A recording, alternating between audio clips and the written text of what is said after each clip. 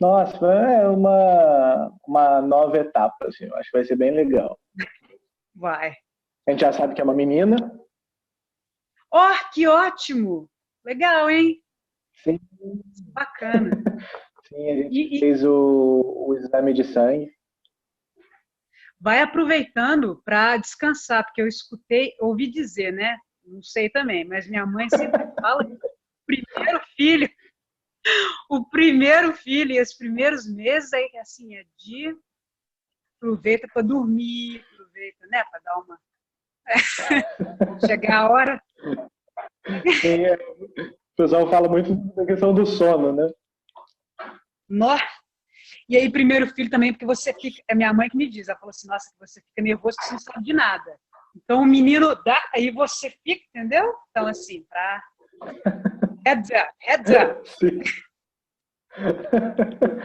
Quanto tempo faz que você não volta para o Brasil, não vê sua família?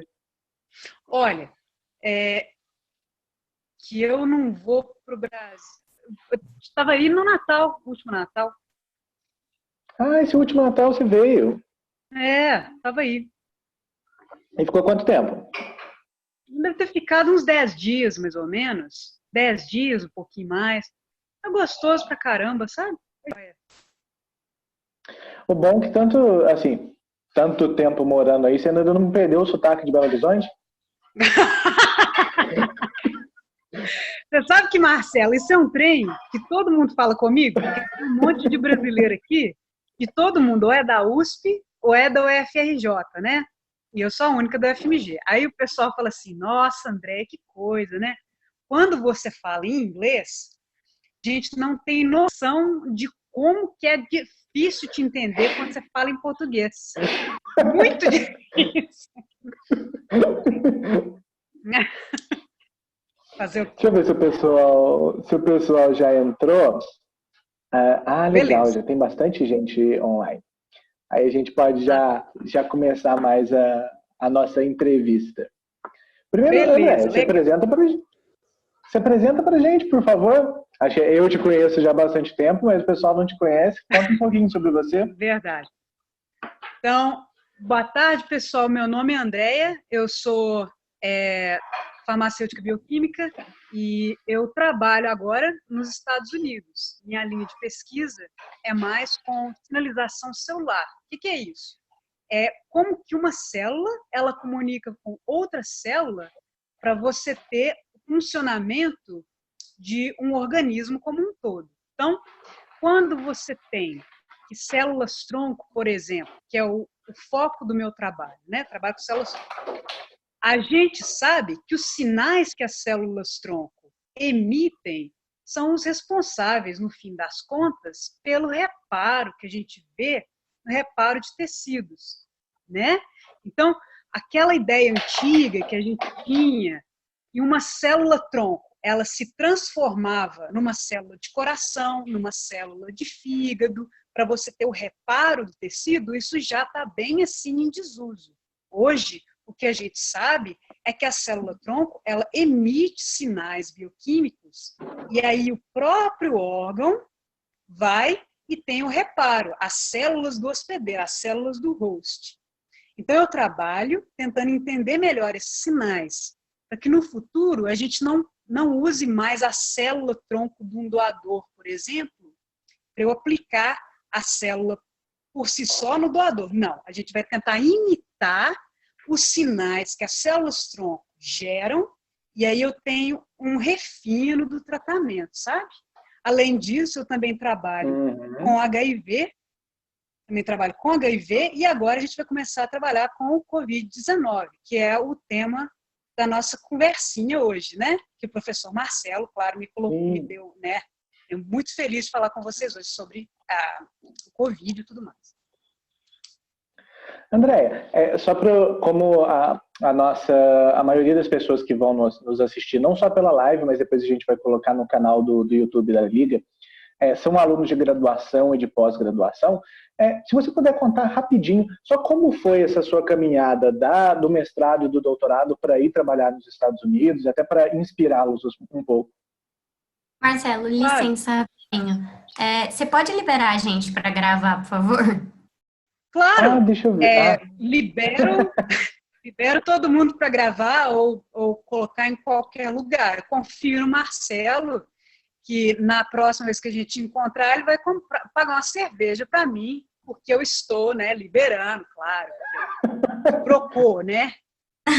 Assim, eu estou esperando essa cerveja. Beleza. Mas então, Acho vamos lá. justo. Eu vou começar, então. Não é verdade? Eu também acho. Mas então, com relação à trajetória, é muito simples. O que aconteceu? Eu sempre gostei muito da parte de química e também de biologia. Então, quando chegou a hora de decidir o que eu ia fazer no vestibular, decidi fazer farmácia. Porque eu achei que era um único curso na área de saúde que tinha química de verdade, porque os outros eram uma brincadeirinha, era uma mentirinha, né? E eu não queria mentirinha, eu queria química verdadeira mesmo. E aí, no final, a gente tem que lembrar daquele ditado horrível, né? Que você fala assim, toma cuidado com as coisas que você deseja, porque vai, né? Você pode conseguir. Aí passei no vestibular, no final das contas, estudei as 9 químicas e mais algumas outras coisas.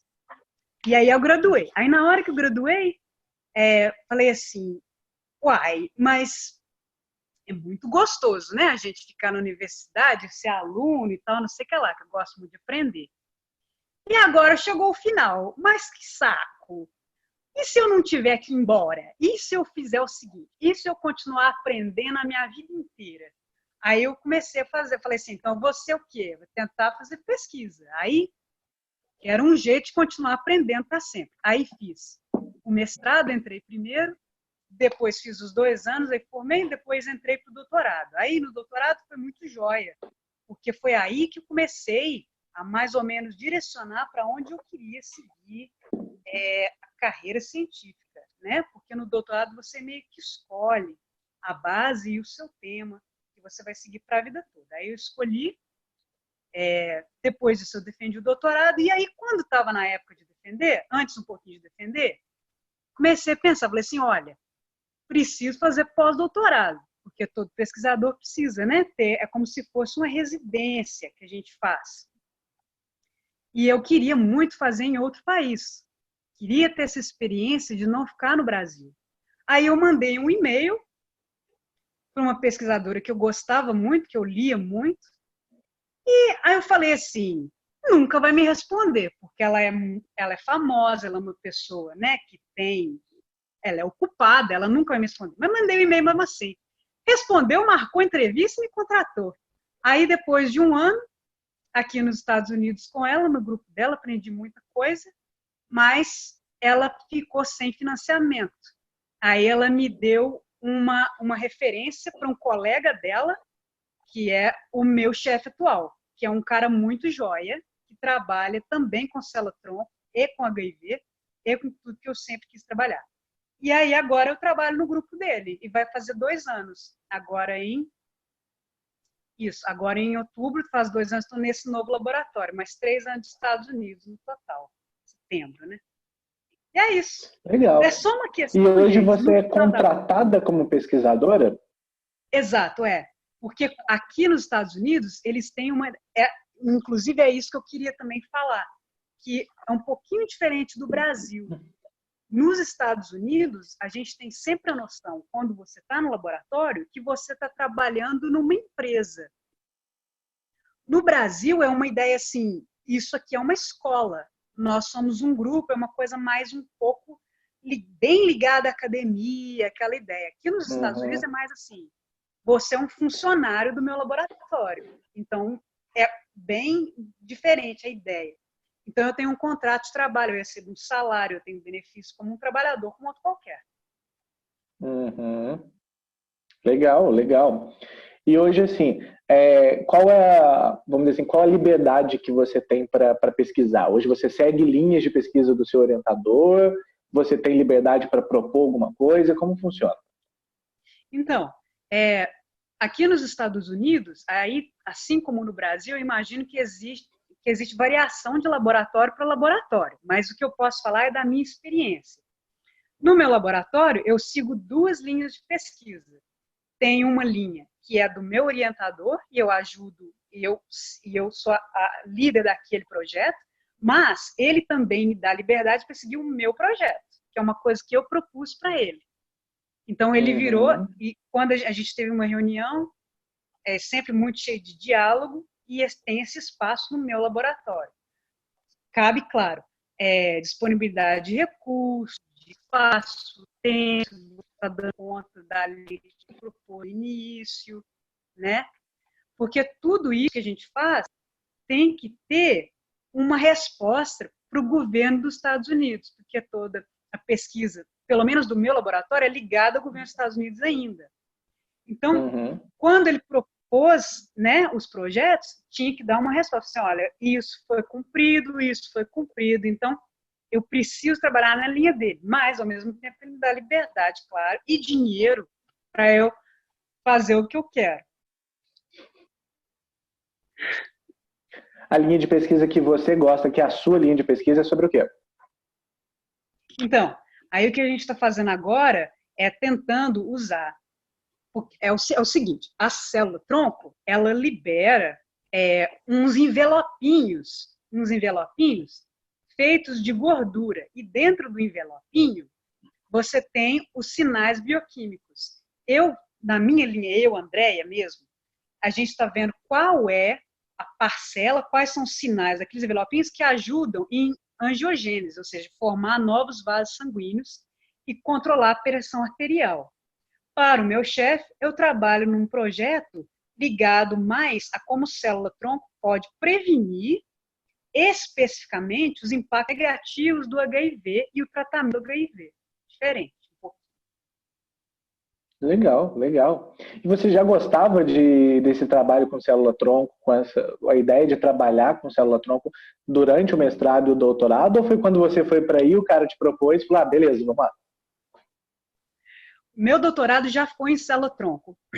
O meu mestrado não. Meu mestrado foi em preservação de integridade tecidual. Para tentar você prevenir perda de atividade renal, por exemplo, quando você tinha...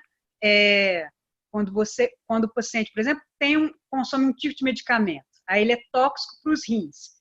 Aí eu tentava, então, ver um jeito de preservar o tecido renal no mestrado.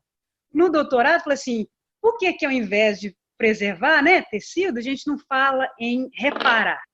Aí o mais legal era a célula-tronco. Eu já vim para os Estados Unidos sabendo trabalhar com isso. Então, eu acho que, na verdade, sabe, Marcelo, falar bem da verdade, foi uma vantagem, porque é aquele negócio de você conversar com quem te entende, né? Concorda? Então, aí eu falei com a minha chefe e tal, eu conversei com ele com coisas que já tinha aprendido no Brasil. Então, eu acho que assim, é sempre um pouquinho mais que eles ensinam, um pouquinho mais que você aprende. Mas é legal sempre conversar, vocês e os meninos, quem estiver ouvindo, é legal conversar com quem vai entender mais ou menos o que é que você gosta. E vai apreciar aquilo, falar, valorizar, falar, é isso aí, tudo bem, eu já entendi que você estudou essa parte, entendeu? Legal. Você acha que o ensino que você teve no Brasil te preparou de maneira suficiente para a sua carreira de pesquisadora? Engraçado, Marcelo, é uma das maiores surpresas que eu tive quando eu cheguei nesses Estados Unidos. Que realmente, sim, falo isso sem sombra de dúvida, foi um estudo lá na universidade com todos os problemas, com todas as limitações, foi um estudo que ele preparou. Não é assim. Tive acesso a tudo que um estudante, por exemplo, de doutorado nos Estados Unidos tem. Não. Mas a base, ela é a mesma, sabe? A mesma. E eu te falo sem medo de errar, que me preparou, assim, 80%, os outros 20% é mesmo questão de infraestrutura e dinheiro, né? Que a gente não tem tanto. Mas 80% sim, com certeza preparou. Eu acho que a gente tem que parar com essa coisa de a gente se sentir menor, sabe? Eu acho que muito da vida a gente tem que acreditar mais na gente, eu acho. E acho legal essa sua fala de como você mandou o e-mail para pesquisador americano, que você achou que ela não ia responder, porque eu vejo que muitos dos meus alunos têm isso, assim, de achar que às vezes, poxa, eu estou aqui em Taubaté, o que que eu posso fazer, sabe? Não conheço ninguém. E sequer tentam alguma coisa. Eu acho que é legal isso, né? Da gente ter essa coragem de tentar. É. O não você já tem. Lá em BH a gente fala isso demais, o tempo inteiro. O não você já tem, né? O não já está com você. Agora corre atrás do sim, concorda? Então, Legal. toda vez que a gente vai, por exemplo, em reuniões aqui na universidade, escutar pessoal que foi Nobel, escutar o pessoal que publica na Nature, na Science, na Cell, no New England Journal of Medicine, né? Esse pessoal todo fala de passos na carreira que foram idênticos aos nossos, né? Mas a gente vai e ignora, a gente acha que a gente não pode, porque a gente não nasceu aqui, ou sei lá, né? Mas é só uma questão de coragem, eu acho. Legal. Agora conta pra gente, como está entrando o tema do coronavírus dentro do seu laboratório e nas pesquisas aí nos Estados Unidos, o que você tem visto? Olha, o que eu tenho visto são duas coisas que estão juntas para o mesmo objetivo. A primeira coisa é um problema real, muito sério, que o mundo inteiro, especialmente os Estados Unidos agora, porque os Estados Unidos é o centro da pandemia mundial, então eles precisam resolver o problema, né? Esse é o primeiro item. O segundo item é que a comunidade científica, ela se valoriza. Você, como pesquisador, valoriza o outro pesquisador pelo valor do trabalho dele, né?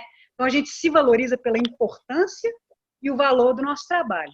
Por causa disso, todo mundo agora quer usar os seus talentos, o seu conhecimento para vencer ou contribuir para a gente controlar a pandemia. Por quê? Porque aí você ganha visibilidade e você ganha importância do seu trabalho. Então, são duas coisas.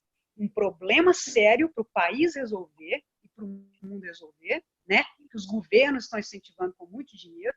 E segundo, essa vontade de pesquisadores de terem o seu trabalho e o seu conhecimento valorizado. Então, é isso que eu estou vendo, Marcelo. Estou vendo uma enxurrada de gente que nunca trabalhou com virologia, nunca trabalhou com nada, tentando usar sua parte de conhecimento para resolver pelo menos uma parte do problema, que é o caso do meu laboratório. Meu chefe, como eu disse a você, não sei se eu mencionei, ele é chinês. Então, e aí, se eu até puder contar um caso, vai dar 1 minuto, mas... Claro, fique à vontade. Então tá bom.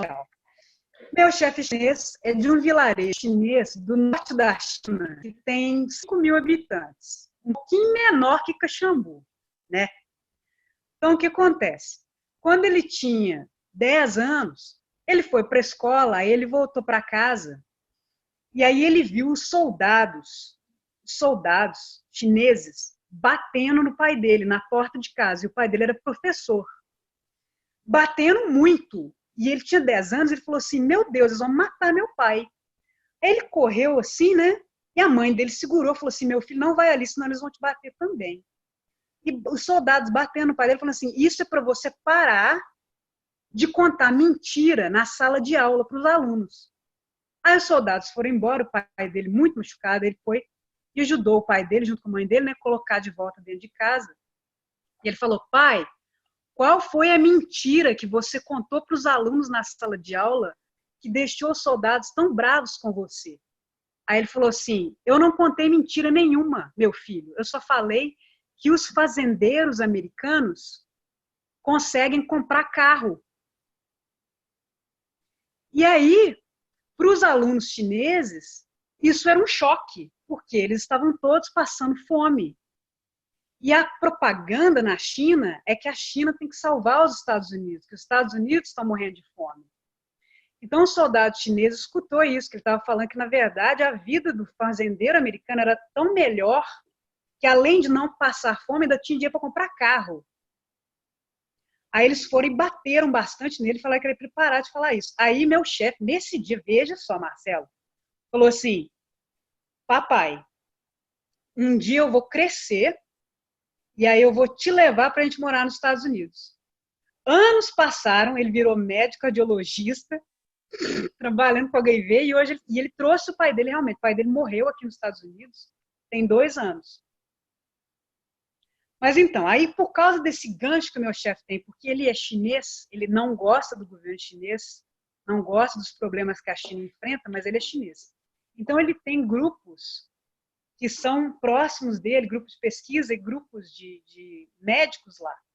Então isso vai ajudar a gente, porque a gente vai ter, logo chegando no nosso laboratório, amostras que são de pacientes de Wuhan. E a gente vai comparar as amostras desses pacientes com americanos, com amostras de americanos. E aí a gente vai ver o que é que faz com que alguns pacientes tenham uma resposta muito boa e outros não. Esse é o objetivo da nossa pesquisa. A gente vai olhar qual é a sinalização que tem no plasma desses pacientes, as moléculas, o perfil de moléculas que tem, que vai falar para a gente o paciente que sai bem e o paciente que morre. Uhum. Hoje em dia já existem variações do SARS-CoV-2, né? Exato. E a gente Até vai levar no próprio Estados Unidos já tem mais de uma em consideração, né? Porque ele vem mutando.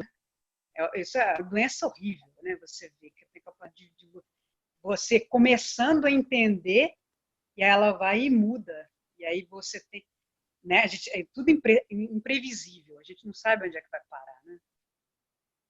O que você tem visto de outros pesquisadores aí nos Estados Unidos? Para onde você acha que estão indo as pesquisas? Olha, eu acho que, como a gente sabe, as 3 linhas de frente principais são teste, que o teste é um problema grave, vacina, que é prevenção, e a gente tem que olhar também medicação, né? Tratamento. As 3 ainda estão bem no início, a gente sente o impacto disso todos os dias. Aqui nos Estados Unidos, por exemplo, peguei para vocês o número oficial, por exemplo, nos Estados Unidos é o seguinte: 1,3 milhões de casos confirmados, ou seja, tem mais casos, né? Porque não é todo mundo que tem teste. E de morte confirmada também, a gente tem mais de 76 mil até hoje. Então, esses 3 linhas de esforço, elas ainda estão precárias. Então, ó, com relação ao teste, a gente tem 2 testes. Teste viral, que é o teste que detecta o material genético do vírus, que é um teste com swab, né, que tem nas fotos, que vocês devem estar vendo aí, que é o teste que a gente faz no drive-thru. Pega um cara atrás do outro nos Estados Unidos, e aí eles vão fazer o teste e te manda o resultado no mesmo dia. E tem o segundo, que é o teste do anticorpo, que você tem diferentes perfis de anticorpos de acordo com o estado de infecção que você tem. É uma infecção velha, é uma infecção recente, ou você nunca teve? Tá. Nessa parte, eu acho que a pesquisa ela ainda é muito importante, porque tem falso negativo, né? Tem esse problema de você ter mais acurácia, fazer o teste mais barato. Então, tudo isso está sendo feito, Marcelo. Na segunda parte, a gente tem a questão de vacina. Vacina tem 3 fases, né? Todo mundo, eu não sei se vocês lembram, mas tem 3 fases para a gente produzir, para a gente testar a vacina. Primeiro, a gente testa com mais ou menos 30 pessoas. Todo mundo tem que ser saudável. Então, pega adulto saudável e testa com 30 pessoas, 40 pessoas. Se deu tudo certo, vai para a fase 2, que aí é mais 300 pessoas, 400 pessoas. E aí, na fase 3, a gente testa com mais gente, né? Então, na fase 1, a gente tem ao todo 3 vacinas, todas elas com a mesma estratégia, que é uma vacina de RNA, tá? Tudo isso está sendo feito com parceria com empresas que são grandes empresas de farmacêuticos, como, por exemplo, a Pfizer, né? E também, aqui nos Estados Unidos, eu até anotei, o nome da empresa é Moderna, que é uma empresa de Boston, que ela está associada às outras 3 vacinas que estão em fase 1. Tem uma vacina só que está em fase 2, que essa já passou da fase 1, foi segura, não teve reação, parece que é uma vacina que vai funcionar bem. De novo, é uma vacina de RNA.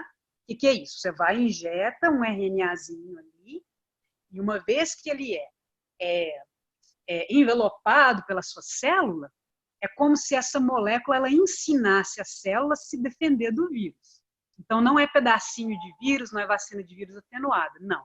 Todas essas que a gente está conversando hoje, que elas estão mais avançadas, são vacinas de RNA, viu, gente? Então, elas são um pouquinho diferentes da vacina que a gente tem na cabeça, assim, né? Elas são mais seguras, né? E tudo mais. Mas então tem essas assim.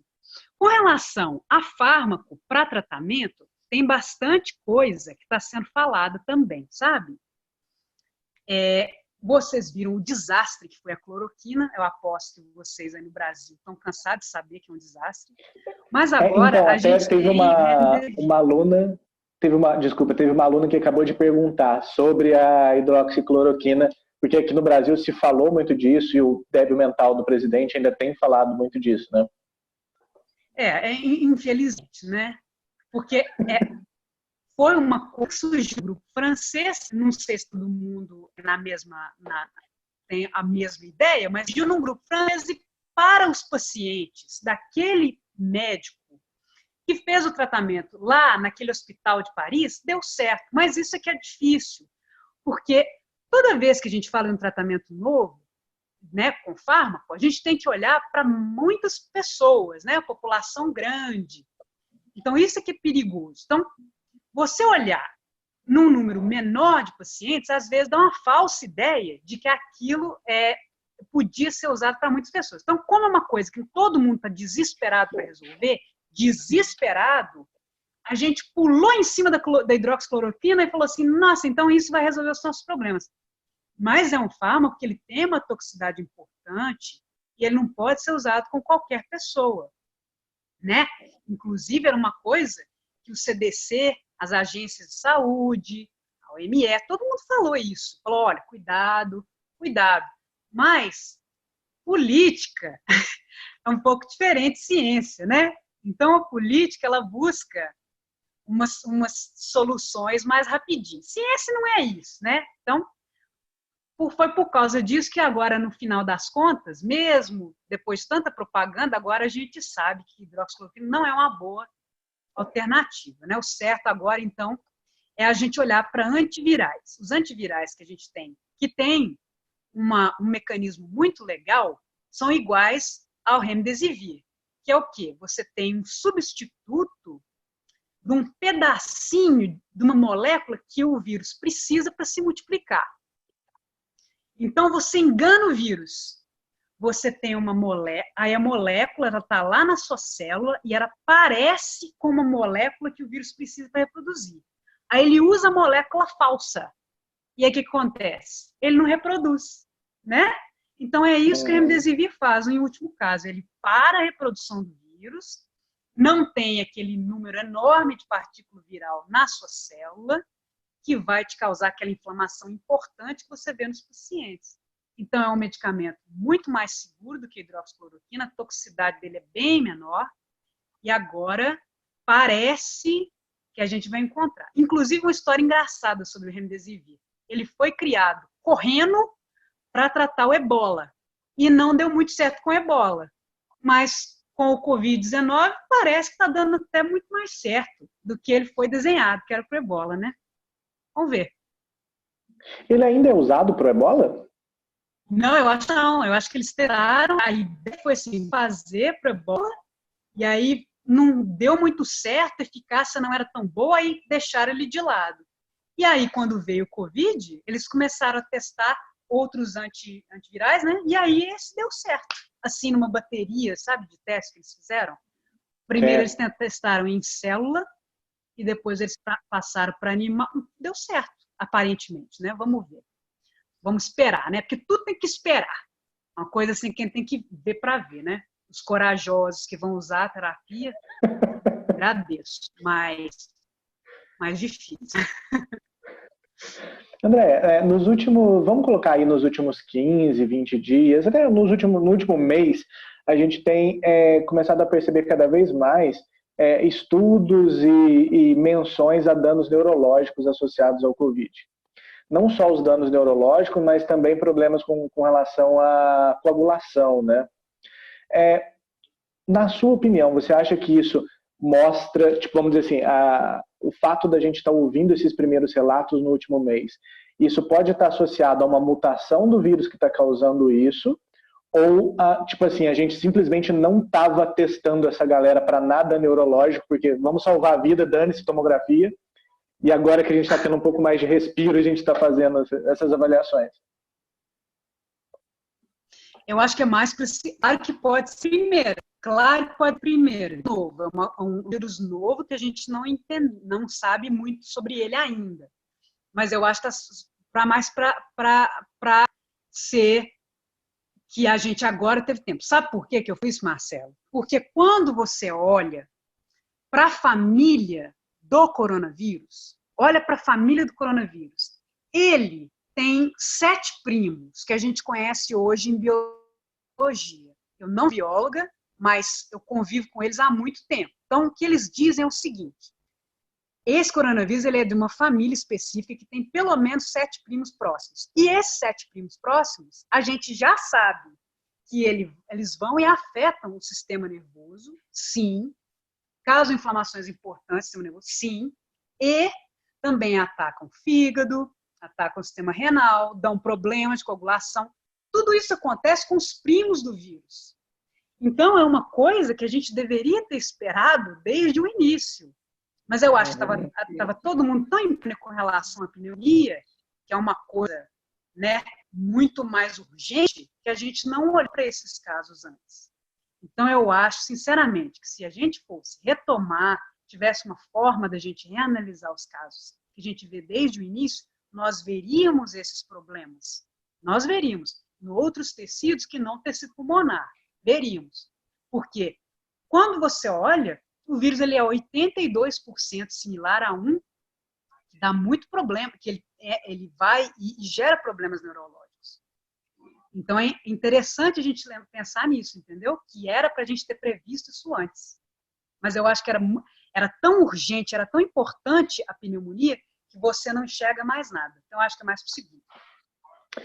Eu acho que isso também vai fazer com que a gente passe a reavaliar o número de mortos, né? Eu tenho visto que o pessoal tem observado bastante agora como que números de AVCs em pacientes jovens aumentaram em vários lugares do mundo. E aí, tipo assim, são pessoas que nem sequer foram testadas para Covid, né? Não. E eu acho isso. Eu acho que como era uma coisa que ninguém estava prestando atenção, nossa, foi um AVC, né? Que fatalidade, pessoa jovem, sei lá. Poderia ser um portador do vírus assintomático, não é verdade? Podia, por que não? A gente não sabe ainda, né? A patologia está tão ainda no escuro. Sim. Olha, temos uma pergunta. Como cientistas lidam com a mutação do vírus? Quais seriam os processos de pesquisa? Deixa eu só terminar de ler a pergunta. Okay. Como cientistas lidam com as mutações do vírus e como seria o processo de pesquisas? Testes? Porque sabemos que o vírus pode ser destruído agora, mas no futuro voltar mais forte. Correto? Verdade. Bom, então a pergunta tem duas partes. Primeira parte, como é que a gente faz para investigar se o vírus mutou ou não? Primeiro, a gente pega um número grande de pessoas, porque toda vez que a gente faz um experimento, a gente não pode ter só uma observação, concorda? A gente tem que ter um número grande de observações iguais para a gente tomar aquilo como sendo próximo da realidade. De novo, método científico, ele se aproxima da realidade. A gente tem aproximações para muita coisa, mas a realidade mesmo é difícil. Mas, enfim, então a gente tem um número enorme de pessoas, a gente vai e observa o quê? A gente extrai o sangue dessas pessoas, ou o material do nariz, e a gente olha para ver qual é o RNA viral. Aí a gente isola o RNA viral, certo? E aí a gente faz uma coisa chamada sequenciamento. Eu tenho certeza que todo mundo deve saber, né? Que para a gente saber a identidade dos genes ou do perfil genético de um organismo, a gente tem que primeiro sequenciar o material genético. No caso do Covid-19, o RNA desse vírus. Então, a gente detecta, isola, né? E aí depois a gente sequencia esse vírus. Aí entram os biólogos. Eles vão virar e falar assim, olha só, essa mutação aqui que aconteceu, existem também diferentes tipos de mutação na natureza. Pode ser uma mutação de ponto, pode ser uma mutação de um gene inteiro, não é assim? E aí os biólogos, eles olham numa database, que é no computador, isso a gente tem plataformas internacionais, porque a gente não consegue avaliar tudo, que é muito grande, né, a quantidade de dados. Coloca no computador, e aí a gente gera modelos que vão falar para a gente de que jeito que o vírus vai comportar agora. Ah, ele mudou aqui, essa foi a mutação dele, quando ele saiu dos Estados Unidos e foi para o Brasil, por exemplo. Então, o que isso pode gerar? Pode gerar A, B ou C. E aí a gente testa. Essa é a primeira parte da sua pergunta. A segunda parte é com relação à reinfecção, não é? Você falou, pode voltar mais forte, lá.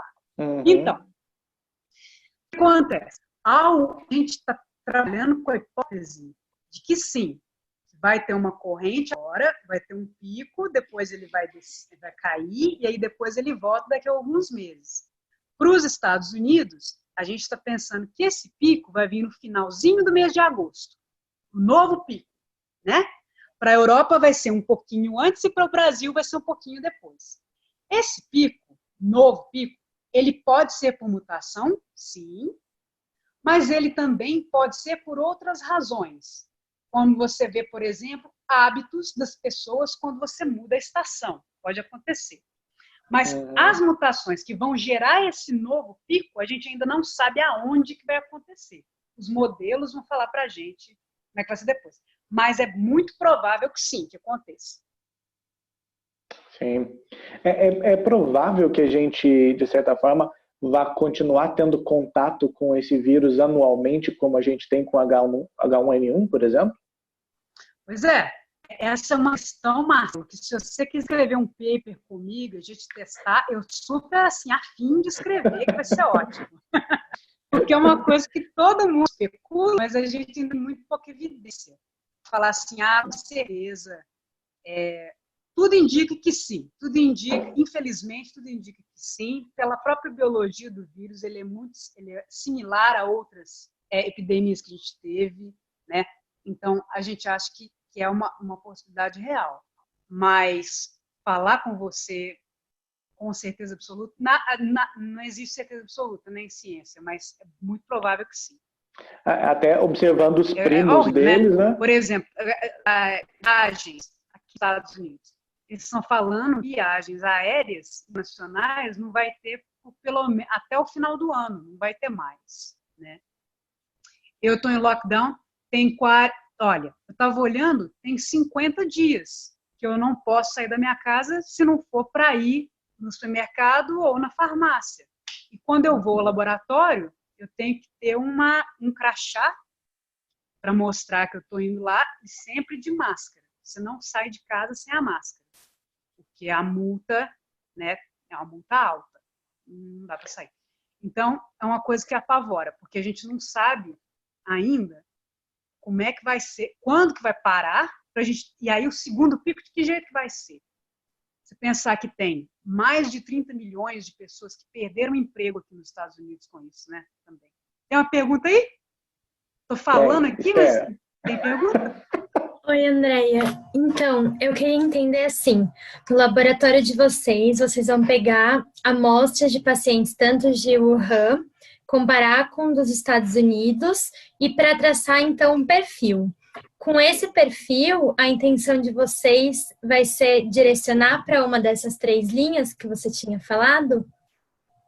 Justamente. Qual é o seu nome mesmo? Desculpa. Esther. Para eles, sua pergunta é excelente. Então, olha só.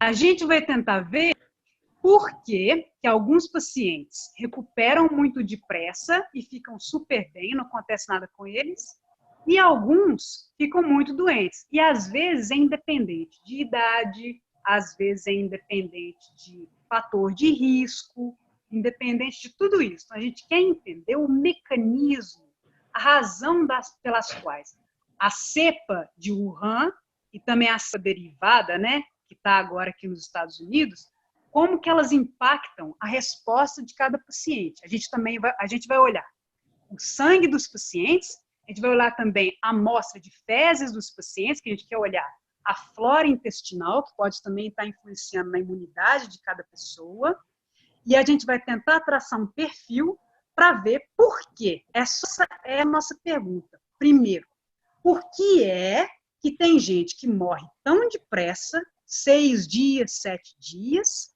e tem gente que nem sabe que infectou? Primeiro, essa é a primeira ideia. Segunda ideia, uma vez que a gente entenda um pouco melhor como que essas cepas afetam o nosso organismo, a gente pode criar estratégias para resolver o problema. Então, meu laboratório não está oficialmente envolvido em vacina e testes. A gente está mais interessado em mecanismos da doença e tratamento. Tá. O laboratório que você trabalha tem qual nível de biossegurança? BS2. Mas você imagina, Marcelo, o perrengue que não vai ser para a gente agora trabalhar com Covid, né? Agora vai ter que ser uma papelada. Não, eu falo com você. As próximas semanas, agora que vai ser aprovado o orçamento, a gente vai ter que começar a trabalhar com a legislação, né? Enquanto eu isolo o vírus, Marcelo, veja, vou chegar em casa exausta e vou ter que mexer com a papelada para a NIH, que vai ter que arrumar lá e ajustar tudo no laboratório, né? A gente vai ter que ter... Algumas amostras vão processar de Wuhan. Comecei com a equipe chinesa, expliquei para eles de que jeito eles vão isolar a vesícula para mim, sabe? Então, tem um pedacinho do trabalho, pelo menos para as amostras, vai ser feito lá. Aí a gente vai trabalhar só com RNA viral primeiro. Mas, quando começar a dar amostras de testes e tudo mais, aí a gente vai ter a acreditação, né? E o espaço. Já tem um espaço que pode ser usado, mas a questão de você começar lá, sabe? Entrar com os papéis, tal, assinar, ver a fiscalização, ver se está tudo certinho. Aí a gente vai ter 4 dias de treino com o pessoal da universidade para aprender a trabalhar, entendeu? Para trabalhar com o vírus, vocês vão ter que subir quantos... Então, é a BSL2. Eu queria perguntar assim, para trabalhar com o Covid, vocês vão ter que subir quantos níveis de segurança? Eu acho que 2 níveis. Vai para o 4, né? Vai ser... 4. Vamos ver, né? Não sei, porque vai depender também de como que ele vai avaliar o projeto e tudo mais. Mas a minha opinião, olhando por cima primeiro, na proposta do meu chefe, eu acho que vai ser VS. Eu acho que sim. Nossa, vai ser um caos. Mas enfim, Marcelo, vamos falar de coisas mais felizes. Mas porque é difícil, né? Falar com burocracia, nossa. Enfim. Agora, conta um pouco como você, como brasileira, morando aí nos Estados Unidos, como você tem lidado com a quarentena, como que tem sido para você. A gente aqui está começando, não no Sudeste, né, mas no Nordeste do Brasil, a gente começou a fazer os primeiros lockdown agora. Você já está há bastante tempo em lockdown, né? Como tem sido esse período de quarentena, até para a cabeça mesmo? Olha, surpreendentemente, tenho dormido melhor e o estresse relacionado ao trabalho, ele diminuiu muito, porque eu acho que agora tudo é mais lento e está todo mundo num estado, está todo mundo junto.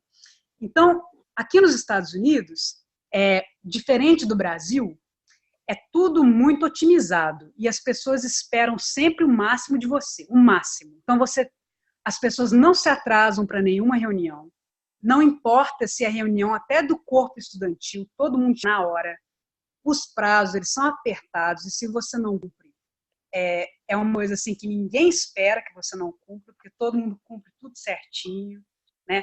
Então, é uma diferença de filosofia de vida.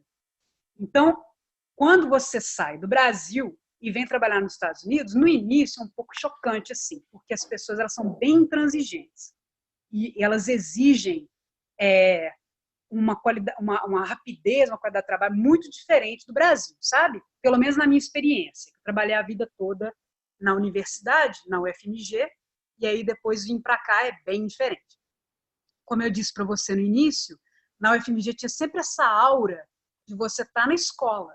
Aqui é uma empresa. Mas com o lockdown, eu sinto, Marcelo, que todo mundo está num momento assim mais espaçado, porque a maioria das pessoas está em casa com os filhos, E aí você perdoa o cara que não te escondeu e-mail de pressa, porque talvez ele esteja com o filho dele, cozinhando o almoço, ou sei lá, sabe? Então tá todo mundo um pouco mais leve com isso. Então eu acho que o estresse do trabalho ele diminuiu muito. Pronto, essa é a primeira fase. A segunda fase é que eu não tenho, como as outras pessoas, pelo menos tem essa sorte de eu entender um pouquinho mais do vírus. Então eu não fico tão apagada que nem as outras pessoas que não tiveram a minha oportunidade de estudar um pouco mais de imunologia, virologia. Então, eu não estou me sentindo muito apavorada, ansiosa com o Covid. Eu entendo ele um pouco melhor. A terceira coisa é que a gente fica mesmo achando que é tudo chato. Não posso ir para a praia. O dia está lindo hoje. Lindo, mas está lindo. Não pode ir para a praia sexta-feira. Queria muito, não pode.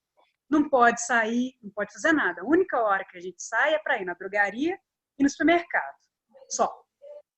Então, isso enche o saco, né? Mas, tirando isso, a casa está mais limpa, por exemplo.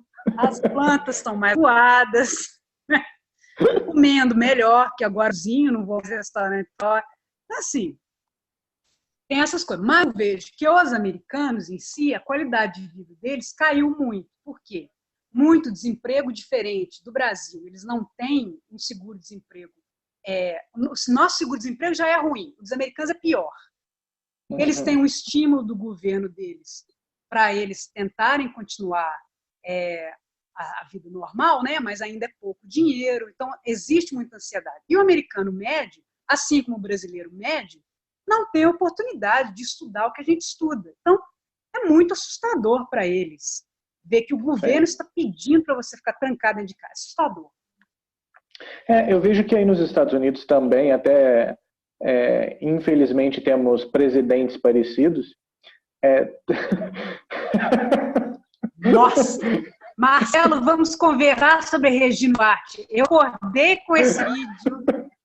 Nossa, que despertador! Porque é um cortisol. Na hora que você vê aquele vídeo, é um cortisol, assim, vai... Nossa, meu Deus, o mundo acabando. Mas continua super. Como você acha que o americano tem lidado com a desinformação? Uma vez que agora com a pandemia, a gente tem percebido que as fake news e a própria desinformação mesmo, muitas vezes instituída pelos próprios agentes de governo, tem favorecido tanto o comportamento de risco, e a gente tem visto isso em números, né? Eu vi que o Trump falou do desinfetante. Meu pai eterno, você viu isso? Você viu isso? E as pessoas a cara da médica do lado foi ótimo. Pelo amor de Deus, você vê que um lunático desse não poderia em nenhum momento ter sido presidente. Porque eu acho, falando sério, eu acho que a cabeça do americano com relação ao presidente, ela é diferente da cabeça do brasileiro. Porque eu acho que a gente tem um pouco mais. Pode ser que eu esteja sendo, né? Eu não sei se eu estou falando a verdade aqui, mas a minha impressão é que a gente no Brasil, a gente olha um político e por mais que a gente goste daquele político, né? A gente tem as nossas reservas. A gente pensa assim, mas sei lá. Agora o americano ele acredita cegamente no presidente. O presidente, você vê, Marcelo, uma nação que tem na Disneylândia e na Disney World, aqui em Orlando, você anda 3 horas para cima de carro, tem Orlando, e você tem um brinquedo num parque que foi desenhado pelo Walt Disney, que é um brinquedo chamado Os Presidentes dos Estados Unidos. Você já imaginou isso? Então, acho que dentro do imaginário do americano, o presidente é uma coisa assim, sabe? Mesmo que ele seja um imbecil, como é o caso do presidente Trump, ele é assim, a grande prioridade. Eu fico louca com isso. Tem gente a olho, ele é político, gente. Aí, né, porque eu sou brasileira, né? Não, ele é o presidente. Enfim. Mas eu acho o seguinte, eu acho que aqui nos Estados Unidos, infelizmente, você tem o que a gente chama de núcleo duro do Trump. Ele está os independentes e as pessoas que não são trumpistas, inclusive dentro do próprio Partido Republicano, mais e mais vem rejeitada a ideia dele. Inclusive, ele está muito nervoso porque os números dele para a reeleição estão muito ruins, né? Claro que isso pode mudar. Em novembro a gente tem uma eleição presidencial aqui nos Estados Unidos, isso pode mudar, porque nós ainda estamos em maio, claro. Mas essa questão do Covid, de eles terem virado o centro da pandemia e tudo mais, isso está impactando ele negativamente. Então, isso é verdade. Mas as fake news, agora a mais nova aqui nos Estados Unidos, é com relação à origem do vírus. Eu ia te perguntar sobre isso mesmo. Marcelo, a quantidade de reportagem falando de gente, igual as pessoas que estão fazendo protesto, Free Michigan, Free Massachusetts, né? São as pessoas que saem na rua e estão falando assim que elas têm o direito de não usar máscara, e têm o direito de sair de casa, e o direito de cortar cabelo e fazer tatuagem, porque eles estão num país livre. É demais, né? Você vê. O homem é o lobo do homem. Enfim, olha, essa ideia surgiu por quê? Porque existe uma guerra entre os Estados Unidos e a China com relação à compra de importação, exportação, né, e tal, taxação. E aí ele colocou isso, ele falou assim, não, então a extrema-direita aqui, né, colocou essa ideia, que na verdade foi um laboratório, gente, um laboratório chinês, até parece, né, que a gente vai dar conta. Gente, eu fico pensando, as pessoas, elas assistem filme de ciência e acham que a gente dá conta de fazer isso. Eu falei com uma menina que me perguntou isso, minha roommate, ela não trabalha com pesquisa, sabe? Ela me perguntou, falou, André, você acha que isso é plausível? Eu falei assim, olha, Diana, se a gente conseguisse fazer isso, a gente teria feito o Homem-Aranha, a gente teria feito o Super-Homem, a gente não ia parar para fazer vírus letal que matasse a própria população. Eu falei assim, veja que absurdo. Então, a China desenvolve um vírus no laboratório, desenvolve o vírus e solta na própria população, um monte de gente morre, milhões de dólares são perdidos, só porque ela queria atingir os Estados Unidos. Isso é absurdo. Se eu tivesse criado isso, teria soltado em Washington, teria soltado em Nova York, não teria machucado nenhum chinês, né? As pessoas, elas perdem totalmente o senso. Mas você sabe, tem aquela frase do Mark Twain. Não sei se é do Mark Twain, né? Porque tudo na internet hoje é mais fácil. Mais fácil você convencer uma pessoa. Como é que é? Você convencer uma pessoa de que ela foi enganada. Não. Mais fácil você enganar uma pessoa do que convencer que ela foi enganada. Concorda? Você vem e fala assim, nossa, eu nunca vou...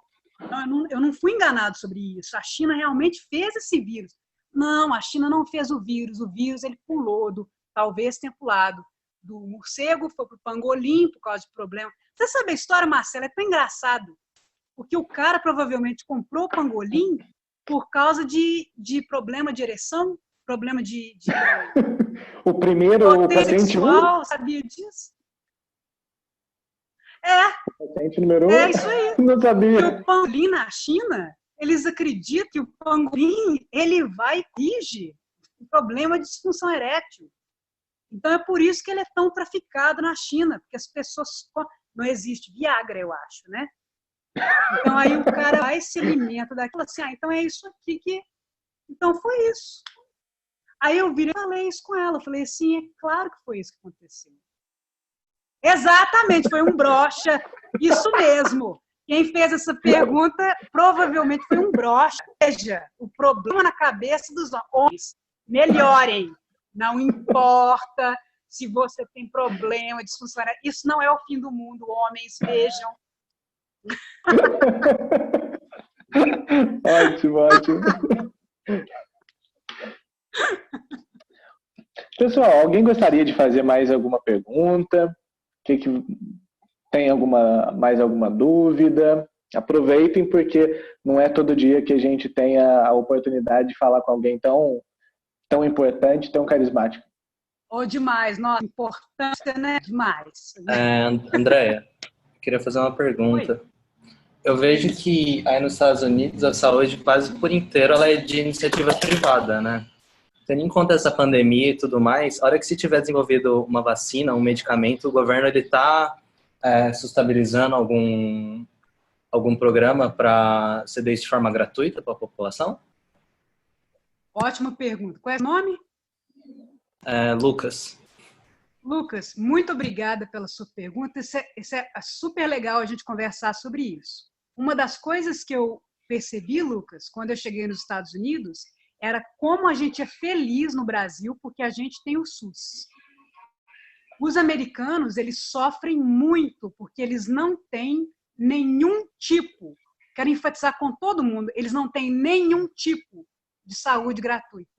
Eles têm um problema de copagamento se eles estão empregados, dependendo do empregador deles. Então, é um problema grave, sério, que eles enfrentam. Quando eles vão para o hospital, só para você ir da sua casa, de ambulância até o hospital, você paga em média $3.000. Só a ambulância. E é do seu bolso que sai. Então, muitas pessoas, quando elas ficam doentes, elas perdem tudo. Elas perdem a casa, elas perdem o carro, elas perdem tudo. Então, agora, existe uma iniciativa de um pedaço do governo dos Estados Unidos, chamado de Partido Democrata. Os Estados Unidos têm só dois partidos, o Partido Republicano, que é o partido do Donald Trump, e o Partido Democrata, que é o partido do Barack Obama. O Partido Republicano é mais de direita e o Partido Democrata é mais de esquerda.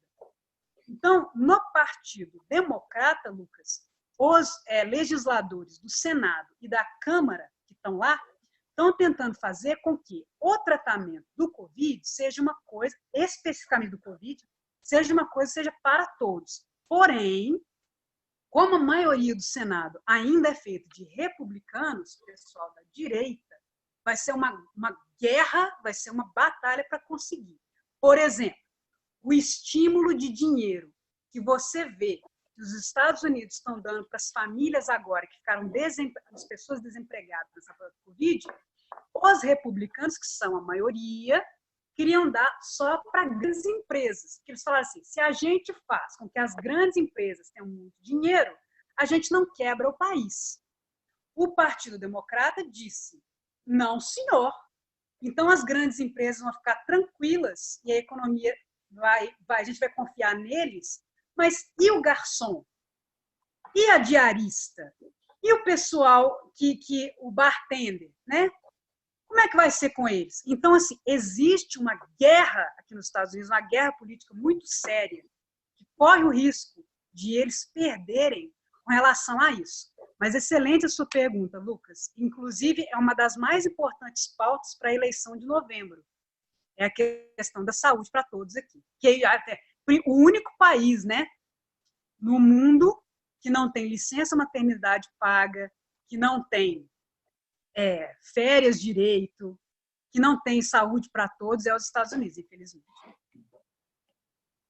O Obamacare, ele não preconizava mais ou menos isso? Pelo menos algum tipo de serviço de saúde gratuito? Pois é. O Obamacare tem que qualificar e aí você tem que pagar um pedaço ainda. Ele não é completamente gratuito. Inclusive, foi por isso que ele passou, Marcelo. Se ele tivesse sido todo gratuito, ele jamais teria passado. Os republicanos não teriam deixado. Então, é uma coisa, é bem pouquinho, mas você ainda paga. E para muitas pessoas, esse bem pouquinho não é pouquinho, né? Aí acaba com tudo. E, inclusive, o Trump, esse miserável, foi uma das primeiras coisas que ele fez, foi tentar cortar o Obamacare de todas as formas que ele conseguiria, né? Ou seja, uma coisa que já era mais ou menos, não era o ideal, ficou ainda pior depois do Trump. Hoje ainda existe? Existe, ele existe bem menor do que era na época do Obama, e as taxas elas são mais altas. Se antes, por exemplo, a pessoa que qualificava para o Obamacare, de novo, tem que ser empregado, saca? Tem que ter, não sei o que lá, que o empregador tem que pagar uma parte. Se antes era, vamos chutar, $30, agora é $60, sabe? Tudo ficou mais caro desde que o Trump entrou. Sim. Pessoal, alguém gostaria de fazer mais alguma pergunta?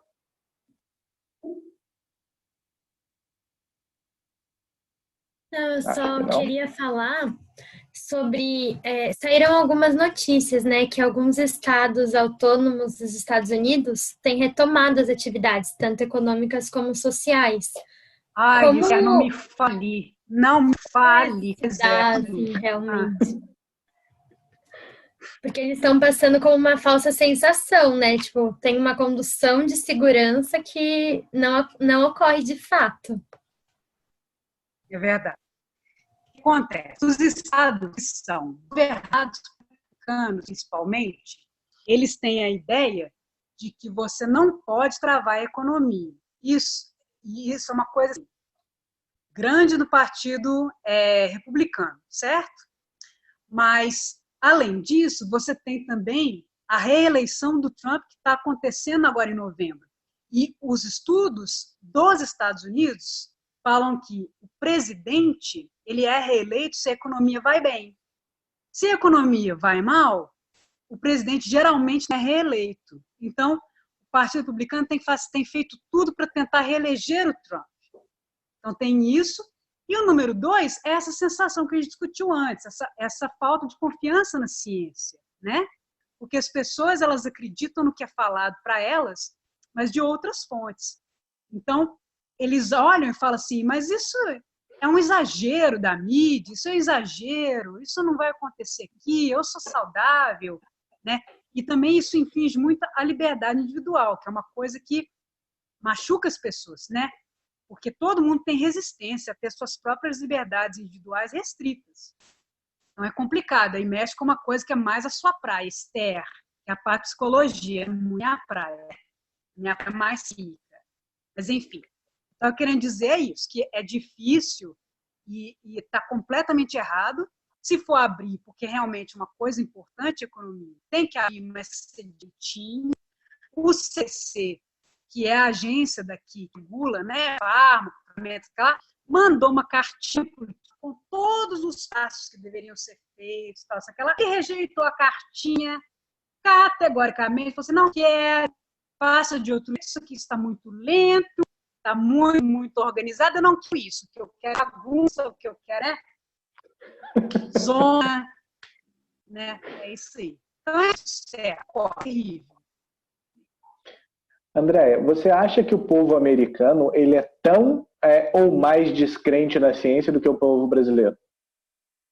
Olha, uma pesquisa feita, ironicamente, colocou que, isso em números, que o brasileiro confia mais na ciência do que o americano. Você acredita nisso, Marcelo? E aí, mas você... Calma, tem a segunda pergunta. Aí no Brasil, assim, olha que excelente, eu fiquei feliz, né? Patriota! Isso, pátria amada, salve, salve. E a segunda pergunta era assim, você confia mais no seu governante, no seu pastor ou no cientista? O pastor e o governante ganharam, o cientista ficou assim, em último lugar, depois de todo mundo com o pesquisador. Ou seja, confia no cientista, no pesquisador, não. Então, se a gente vai na televisão falar alguma coisa, não confia em você. Não quer saber o que você vai falar. Sim. Ou seja, eu acho que é muito jeito que você fala, né? É muito complicado a gente responder assim em tapa. E é interessante como a gente percebe que essa é uma situação que envolve educação básica, né? As pessoas, quando elas não são educadas lá no fundamental, lá no ensino médio, sobre a importância da ciência, cara, você zica uma geração toda, né? E eu acho que eu estava conversando com o pessoal aqui, não é você ensinar a tabela periódica, Marcelo, não é você ensinar a fotossíntese, não é você ensinar a evolução, é você ensinar um jeito de pensar. É você ensinar assim, olha, o que é o método científico? É você olhar e falar assim, eu vou ser cético e descrente e vou tentar me aproximar da verdade, né? Eu acho que é isso que falta, é isso que a ciência, quando a gente está no colégio, ela ensina a gente, não é nem o próprio conteúdo, entende? É o jeito que você olha o mundo. Será que eu vou acreditar em tudo mesmo? Será que eu não tenho? Será que isso tem realmente embasamento? Será que isso tem jeito de provar? Eu acho que é isso que ciência, ensino de ciência é importante. Sim. É legal que eu e você tivemos a experiência de um colégio de freira, né? Então, Não é? Somos Estamos aqui os dois ateus, né, conversando. E adoramos, concorda? Eu adorei o colégio. O Partido Republicano está criando uma guerra ideológica. Deixa eu ver o que pergunta direito. O Partido Republicano criando uma guerra ideológica e econômica que já vinha acontecendo contra a China pode ser chamada de uma segunda guerra fria. Aí até que nem o Brasil... sim, eu acho interessante essa coisa de como que os velhos fantasmas estão voltando, né? Tipo, a ideia do comunismo. Pai eterno, né? Você vê, para eles aqui, se você fala em licença maternidade, você já é comunista. Mas eu acho que o Lucas essa pergunta, não foi? Eu acho que sim. Foi. Exatamente, então. Eu falo com você, Lucas. Eu acho que a gente está chegando numa época, a gente está aproximando, sim. A gente vai chegar. Veja só com quem é que nós estamos mexendo. Marcelo Xi Jinping, um homem louco, lunático, né? E fazendo amizade com aquele maluco do Putin. Gente, é um mundo muito louco. O partido do Ronald Reagan virando e se aliando ao Putin. Meu Deus! Você lembra daquela coletiva de imprensa? O Trump falou assim, eu confio nele. Eu não confio no FBI, eu confio nele. Meu Deus do céu, Helsinki. Em Helsinki, falei assim, pronto, a casa caiu. Agora a casa caiu. E você quer lá? Falei, não. Agora, nossa. Eu acho que a geopolítica agora vai ser muito impactada por esses anos do Trump. Se ele ganhar as eleições agora em novembro, vai ser 4 anos de um dano, não só para os Estados Unidos, que eu acho que o americano ele não entende isso. Quando eu converso com meus amigos americanos, eu acho que eles não entendem a extensão do problema que os Estados Unidos gera. Eles acham que gera um problema com eles. Eles não entendem que gera um problema com o mundo todo, entendeu? O voto dele não é só para ele. O voto dele é para o mundo inteiro. Eu tento explicar, minha língua cai de tentar explicar. Quando você é o país mais rico do mundo, as coisas acontecem com você, afeta o mundo inteiro, né? Difícil. Imagina se fosse o Brasil, né? O Brasil agora, todo mundo está discutindo ditadura. Gente, ditadura, 2020. Ditadura. Onde é que nós estamos? Meu Deus. Sim. André, acho que uma última pergunta. Que você acha, como você acha que vai ser a nossa vida após essa primeira pandemia, assim, então, a primeira pandemia da era moderna, né? Eu acho, sinceramente, que, pelo menos, Marcelo, eu tendo a olhar pelas coisas de um prisma mais otimista. Porque eu acho que tem tanta coisa negativa que a gente tem que começar a olhar também para o lado mais otimista. Tem que começar, sabe? A analisar as coisas de outro ângulo. Essa pandemia, eu acho que pegou todo mundo desprevenido, mas eu acho que no futuro, uma coisa boa que vai ficar, vou falar de coisa boa, que vai ficar é um preparo maior com relação a ela. Porque gente que não entende as coisas e que tem problemas com ciência vai sempre existir. Mas as pessoas que são ligadas à ciência, que vão ouvir, a gente vai ficar mais preparado para isso no futuro, porque a gente nunca vai conseguir parar esses vírus, eles serem gerados no ambiente. Mas no futuro eu acho que a gente vai tomar mais cuidado com o trato que a gente tem com animais, com o tipo de comercialização que a gente tem. A gente vai ter mais preparado também para pandemias, não vai ser uma coisa tão caótica igual foi, tão disforme no mundo inteiro. A gente vai criar políticas, que a gente vai olhar para trás e vai ver. Então, essas grandes tragédias da humanidade, eu sempre acho que a gente tem que olhar para as coisas boas que trouxe para a gente, sabe? Segunda Guerra Mundial, o Holocausto, a escravidão, tudo isso, essas coisas horríveis que aconteceram, essas grandes tragédias, essas foram coisas boas, sabe? Porque a gente aprendeu com elas. Então, eu acho que a gente vai ter um desenvolvimento grande em virologia, imunologia, sabe? Em vacinas, eu acho. Políticas vão ser criadas, né? É isso que eu acho. Então, acho que a gente vai concluir, né? Porque você disse que era a última pergunta. Eu queria falar uma coisinha, se eu puder. Claro, por favor, fique à vontade. Então, tá, ó, gente, eu quero falar com vocês que eu já fui estudante, igual vocês agora, e uma coisa que a gente fabrica muita coisa. Tem muita coisa que a gente consegue fabricar, sabe? Muita coisa. e que você consegue também ensinar. Mas você ser um bom professor, um mestre que ama o que faz e que realmente considera os alunos, isso é muito, muito, muito raro. Eu que tive 300 professores, posso falar. Então, queria falar com vocês, alunos do Marcelo, que vocês têm sim, que agradecer de ter um professor tão bacana que nem ele, que vai e esforça tanto, sabe? Para dar a melhor aula e ensinar bastante para vocês. Conheço ele desde que eu tinha 5 anos, cara sensacional. Parabéns, Marcelo, e parabéns para a turma também pelo interesse. Obrigado, André. Que isso. Nossa, como eu já tinha te falado, tipo, nossa, eu te admiro demais, assim, toda essa sua história. Eu acho que, nossa, é muito legal ver alguém que cresceu com você, assim, chegando tão longe e conseguindo fazer tanta coisa. Você realmente é uma inspiração. Imagina. Obrigada. Muito obrigado pela participação. Tenho certeza que, assim, nossa, acrescentou muito, muito mesmo, demais. Espero que a gente receba notícias das suas novas pesquisas.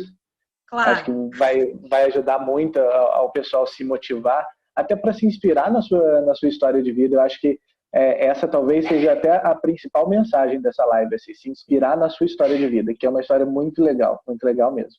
Valeu. E eu queria só falar para todo mundo que, Marcelo, se o pessoal, gente, se vocês estiverem interessados depois, a universidade onde eu trabalho, ela tem um departamento de psicologia que é legal. Então, quem quiser entrar em contato comigo, quando terminar o curso, quiser olhar, ou então para colegas, não necessariamente para você, mas colegas que estejam no ponto, que precisa fazer pós-doutorado, porque vaga de emprego aqui na universidade sempre tem. O departamento de psicologia é muito legal, e até, inclusive, já até mandei até para o Marcelo uma vez, que estão sempre tratando. Então, se futuro, gente, se vocês tiverem interesse, quiser conversar comigo, eu coloco vocês em contato, pesquisar o que precisa de trabalhar, aluno de pós-graduação, se vocês estiverem interessados em ver como é que é o sistema dos Estados Unidos, um pouquinho diferente do Brasil, mas se quiserem fazer pergunta, outra coisa assim, Marcelo, podem passar meu contato que eu respondo as perguntas. Obrigado, André. Muito obrigado mesmo, viu? Espero que a gente faça outras lives dessa e a gente fica à sua disposição. Qualquer coisa, só não consigo mandar um queijo ou doce de leite de Caxambu para você. Ô, gente, como eu queria, mas agora o rei não rechou, né? Não manda nada para o Brasil. Mas, enfim, minha mãe ia me mandar paçoca semana passada, não conseguiu. Minha paçoca agora vai ficar estragando. Então, Marcelo, obrigada. Obrigada. Obrigado. Até mais. Tchau, um abraço.